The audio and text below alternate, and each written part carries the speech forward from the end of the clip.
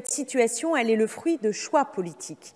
De choix politiques qui ne datent évidemment pas d'hier et pour une part, évidemment, vous trouvez en héritage cette situation. Mais en aggravant l'austérité des dépenses publiques et en redistribuant les richesses aux plus riches, vous avez récemment contribué à aggraver la situation concrète de la majorité de la population de notre département, dont le taux de pauvreté, je le rappelle, est de 28,6% contre 14,7% dans l'Hexagone. Une idée reçue donne souvent l'impression que, comme nous avons eu des milliards de l'ANRU, l'État donne beaucoup et puis au fond, ça ne marche pas en Seine-Saint-Denis. On donne et ça ne marche pas. Eh bien, ce rapport, il remet quelque part les idées en place, c'est-à-dire qu'on a en effet amélioré le bâti, mais le niveau de vie, lui, n'a pas été ripolliné, parce que le nombre de personnes ayant droit au RSA a explosé et que les services publics se sont, eux, appauvris. Et la réduction des moyens alloués aux collectivités a connu une saignée, comme partout. Mais le problème, c'est qu'en Seine-Saint-Denis, dans nos collectivités, nous touchons à l'os. Nous touchons vraiment à ce qui permet aux habitants d'avoir accès au minimum de ce que peut offrir et de ce que doivent offrir les services publics.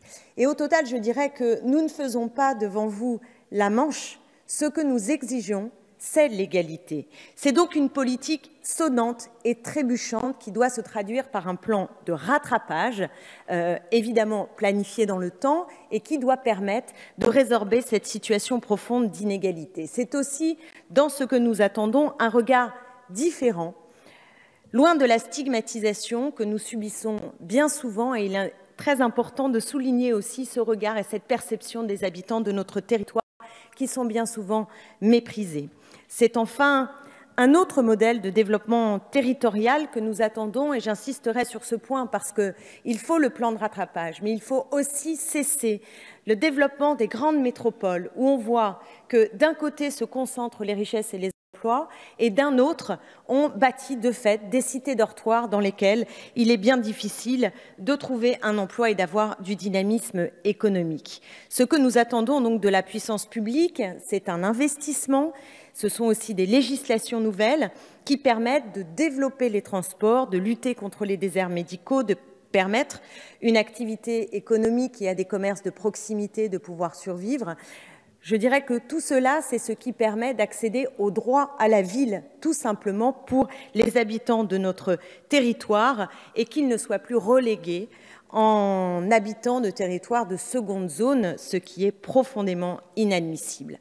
Alors, nous avons lu, bien sûr, la lettre du Premier ministre et les propos d'Emmanuel Macron encore hier soir, et je dois saluer les quelques maigres pas qui ont été franchis sous la pression de la mobilisation des élus que nous avons menée suite au rapport, et d'ailleurs transpartisane, la mobilisation des associations, la colère des habitants.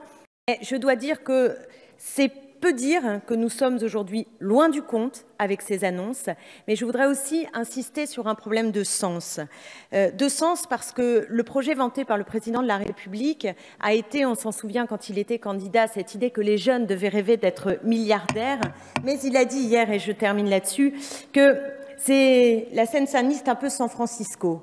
Eh bien nous, oui, s'il manquerait la mer pour que ce soit la Californie, eh bien je vous dis très simplement que nous ne rêvons pas du rêve américain pour les habitants de Seine-Saint-Denis. Nous avons un rêve peut-être plus ambitieux, ou en tout cas différent, que la devise républicaine, liberté, égalité, fraternité, ne sonne pas creux aux oreilles des habitants de notre département, mais sonne justement comme une promesse tenue. Et voilà ce que nous vous demandons, ni plus ni moins, mais vite. Merci.